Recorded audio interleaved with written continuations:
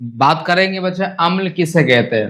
तो वे पदार्थ जो जल में घुलकर हाइड्रोजन आयन उत्पन्न करते हैं उसे अम्ल कहते हैं। मतलब कि एक ऐसी पदार्थ जो जल में घुलकर हाइड्रोजन बनाते हैं उसे अम्ल कहते हैं। और मैं बात करूं इसको इंग्लिश वाली मीडियम की बात करूं तो substance that produce hydrogen ion in water are called acid. जो हाइड्रोजन आयन प्रोड्यूस करते हैं किसी भी आपके वाटर में उसे हम क्या बोलते हैं, उसे हम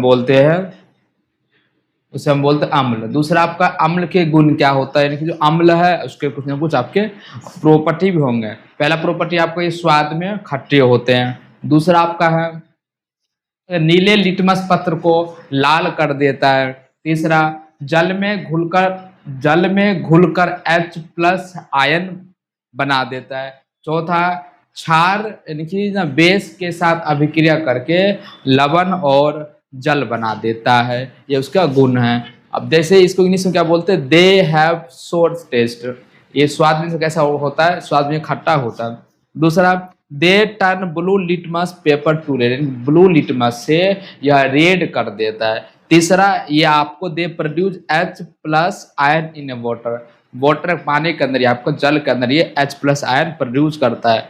दे react with base to form salt and water, जैसे ही एसिड बेस के साथ रिएक्ट करता है तो आपका साल्ट और वाटर बना देता है। इसका एग्जांपल की बात करें तो इसका एग्जांपल देखिए क्या क्या है। पहला आपका है हाइड्रोक्लोरिक अम्ल, दूसरा सल्फ्यूरिक अम्ल है H2SO4 बोलते हैं, तीसरा नाइट्रिक अम्ल है और चौथा आपका सिट्रिक अम्ल जो नींबू में पाया जाता है। अब अगला देखिए क्षारक क्या होता है।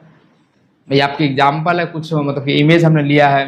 अब ये स्टैंड है, ये टेस्ट ट्यूब है, ये डाइल्यूट सल्फ्यूरिक एसिड है, ये आपका जिंक ग्रेनाइट है, ये आपका हाइड्रोजन गैस बबल हो रहा है। तो ये आपके एसिड के कुछ आपके वो है एग्जाम्पल है।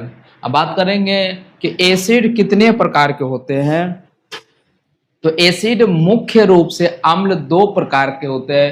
पहला होता है प्रबल अम्ल जिसे स्ट्रॉन्ग एसिड कहते हैं, दूसरा आपको होता है दुर्बल अम्ल जिसे वीक एसिड कहते हैं। आप देखिए बात करें प्रबल अम्ल क्या होता है, तो जल में पूर्णतः आयनित हो जाता, मतलब कि ये जल में जैसे घुलते बहुत अधिक मात्रा में जल में घुल जाते हैं। इसकी एग्जाम्पल की बात करो तो हाइड्रोक्लोरिक आयन हो गया, सल्फ्यूरिक एसिड हो गया H2SO4 और तीसरा आपका नाइट्रिक अम्ल, ये आपके स्ट्रॉन्ग एसिड के एग्जाम्पल हैं। अगला आपको देखिए वीक एसिड क्या होता है, तो जल में ये बहुत ही कम मात्रा में घुलते हैं।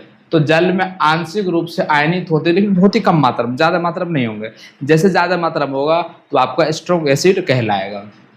एग्जाम्पल की मैं आपसे बात करूँ तो एसिटिक एसिड होता है CH3COOH होता है, सिट्रिक एसिड होता है और तीसरा आपका होता है कार्बोनिक अम्ल, लेकिन कार्बोनिक अम्ल H2CO3, ये आपके प्रबल अम्ल के उदाहरण है। अगला देखिए क्षारक किसे कहते हैं, तो जो पदार्थ जल में घुलकर हाइड्रो ऑक्साइड आयन बनाते, मतलब कि एक ऐसी पदार्थ जो जल में घुलकर हाइड्रो ऑक्साइड आयन बनाते हैं उसे क्षारक कहते हैं। एग्जाम्पल की बात करूँ क्षारक से तो सोडियम हाइड्रोक्साइड है, पोटेशियम हाइड्रोक्साइड है और कैल्शियम हाइड्रोक्साइड, ये आपके क्षारक के एग्जाम्पल होते हैं। अगला क्वेश्चन देखिए, अब बात करेंगे क्षारक के क्या क्या गुण होते हैं। तो आपका जो क्षारक का गुण होता है तो पहला होता है स्वाद में कड़वे होते हैं, टेस्ट इन बीटर। दूसरा स्पर्श करने में साबुन जैसा चिकना, हम ये क्षारक होता है। तीसरा ये लाल लिटमस पत्र को नीले लिटमस पत्र कर देता है। चौथा अम्ल के साथ क्षारक का अभिक्रिया करके जल और लवण का निर्माण करते हैं, ये भी आपका होता है। अगला आप देखिए बात करेंगे क्षारक कितने प्रकार के होते हैं। तो क्षारक मुख्य रूप से दो प्रकार के होते हैं। पहला आपका होता है प्रबल क्षारक, दूसरा होता है दुर्लभ क्षारक। प्रबल क्षारक इसे बोलते हैं स्ट्रॉन्ग बेस, दूसरा होता है वीक बेस। तो प्रबल क्षारक जल में पूर्ण रूप से आयनित हो जाते हैं और अधिक मात्रा में आपका OH आयन का उत्पन्न करते हैं, उसे प्रबल क्षारक कहते हैं। इसका एग्जाम्पल देखिए, इसका एग्जाम्पल आपका है सोडियम हाइड्रोक्साइड, दूसरा पोटेशियम हाइड्रोक्साइड। दूसरा है दुर्बल क्षारक किसे कहते हैं, जो जल में आंशिक रूप से बहुत ही कम मात्रा में आयन बनाते, OH आयन बनाते हैं, जिसे दुर्बल क्षारक कहते हैं। इसकी एग्जाम्पल देख बात करूं, इस एग्जाम्पल है अमोनियम हाइड्रोक्साइड, दूसरा है मैग्नीशियम हाइड्रोक्साइड, ये आपके दुर्बल क्षारक के एग्जाम्पल होते हैं। बात करेंगे मेन इंपॉर्टेंट जो आपके भिवानी बोर्ड में हर साल पूछा जाता है, लवण किसे कहते हैं, लवण कितने प्रकार के होते हैं। अब देखिए, जब अम्ल को क्षारक के साथ अभिक्रिया किया जाता है तब लवण और जल का निर्माण होता है। ऐसी अभिक्रिया को उदासीनीकरण अभिक्रिया कहते हैं। अब देखिए, अम्ल और क्षारक की अभिक्रिया से बनने वाले पदार्थ को लवण कहते हैं। आपको बता दिए ना, अम्ल और क्षारक के साथ कोई भी पदार्थ अभिक्रिया करता है तब आपका लवण का निर्माण होता है। इसकी उदाहरण की मैं आपसे बात करूँ तो सोडियम क्लोराइड जो साधारण हम अपने घरों में खाते सब्जियों में डालते हैं, दूसरा पोटेशियम नाइट्रेट जिसे KNO3 बोलते, तीसरा आपका कॉपर सल्फेट होता है। बात करेंगे लवण है तो उसका कुछ ना कुछ गुण होता ही है, तो मैं बता दूं आपको, यह अधिकांश लवण ठोस एवं क्रिस्टलीय होता है, बहुत ही हार्ड होता है और क्रिस्टल होता है। और कई लवण जल में घुलनशील होते हैं, बहुत ऐसे लवण होते हैं जल में घुलनशील होते हैं क्योंकि उनकी गलनांक और क्वाथनांक बहुत ही हाई होता है, गलनांक क्वाथनांक बिंदु सबसे अधिक होता है। और कुछ नमक स्वाद में नमकीन होते हैं जैसे कि साधारण नमक। अगला क्वेश्चन आपका है, लवण कैसे बनता है। तो जब आप अम्ल को क्षारक के साथ अभिक्रिया करते हैं तब लवण और जल का निर्माण होता है। ऐसे अभिक्रिया को उदासीनीकरण अभिक्रिया कहते हैं, लवण बनता है। देखिए HCl इसको बोलता है हाइड्रोक्लोरिक अम्ल प्लस में सोडियम हाइड्रोक्साइड, ये क्षारक का इन्होंने अभिक्रिया किया, क्या बनाती है NaCl प्लस में H2। NaCl लवण है, H2 क्या वाटर है, इसको बोलते हैं लवण का निर्माण होना। पहले आप देखिए,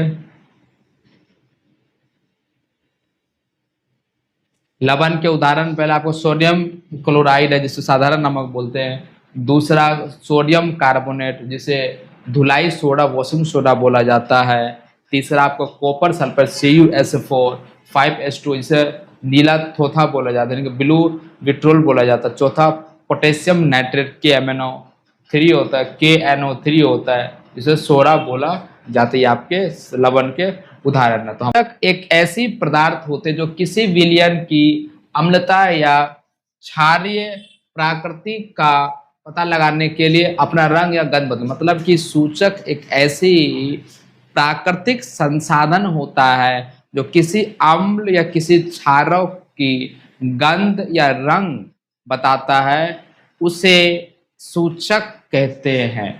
तो सूचक एक ऐसा पदार्थ होता है जो अम्ल और क्षार की पहचान करने के लिए रंग या गंध में परिवर्तन कर देता है, उसे सूचक कहते हैं। तो सूचक की बात करूं तो सूचक मुख्य रूप से 3 प्रकार का होता है। पहला आपका होता है प्राकृतिक सूचक जिसे इंग्लिश बोलते हैं नेचुरल इंडिकेटर, उदाहरण की बात करो लिटमस और हल्दी है तो प्राकृतिक। दूसरा आपका कृत्रिम सूचक, इसका एग्जाम्पल है फिलिप्थिलीन मिथाइल ऑरेंज। तीसरा आपका ना ग्रीन सूचक इसे ओल्फैक्टर इंडिकेटर का। हम इसकी एक एक करके बात करेंगे। पहला बात करेंगे प्राकृतिक सूचक क्या होता है। तो प्राकृतिक सूचक एक ऐसी सूचक होती है जो प्राकृतिक स्रोत से मिले, जैसे पेड़ पौधे से प्राप्त होता है, तो ऐसे सूचक को प्राकृतिक सूचक कहते हैं। मैं उदाहरण की मैं आपसे बात करूं तो लिटमस हो गया, हल्दी हो गया और आपका लाल पत्ता गोभी। तो ऐसी सूचक जो प्राकृतिक रूप से पौधे पत्तियां से प्राप्त होता है, वैसे सूचक को प्राकृतिक सूचक कहते हैं। उदाहरण की मैं आपसे बात करूं लिटमस हो गया, हल्दी हो गया और आपका लाल पत्ता गोभी आपके प्राकृतिक सूचक के उदाहरण हैं। दूसरा आपका कृत्रिम सूचक। आप देखो नाम से मुझे पता चल कृत्रिम लेकिन मानव ने बनाया होगा, उसको बोलते हैं एक ऐसी सूचक होती है जो प्रयोगशाला में रासायनिक पदार्थ से बनाए जाते हैं, ऐसे सूचक को हम कृत्रिम सूचक कहते हैं। उदाहरण की मैं आपसे बात करूं तो फिनोप्थिलीन हो गया, मिथाइल ऑरेंज हो गया, जो प्रयोगशाला में, जो लेबोरेटरी में केमिकल प्रोसेस द्वारा बनाया जाता है, तो ऐसे सूचक को कृत्रिम सूचक कहते हैं। उदाहरण आपके सामने फिनोप्थिलीन हो गया और मिथाइल ऑरेंज इसके एग्जाम्पल होते हैं। जो ये दोनों एग्जाम्पल ये आपके कृत्रिम सूचक के उदाहरण हैं। अगर आप बात करेंगे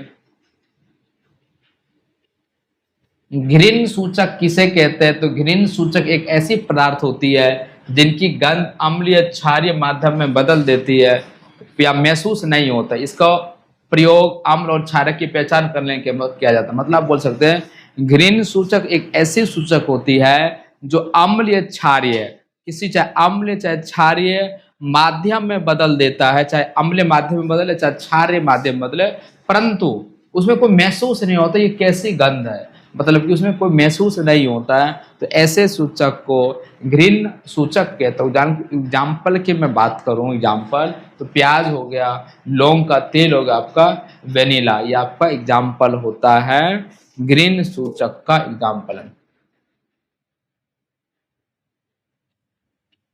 तो हमारी दी गई जानकारी आपसे अच्छा लगे, वीडियो को लाइक कीजिएगा, वीडियो को सब्सक्राइब कीजिएगा।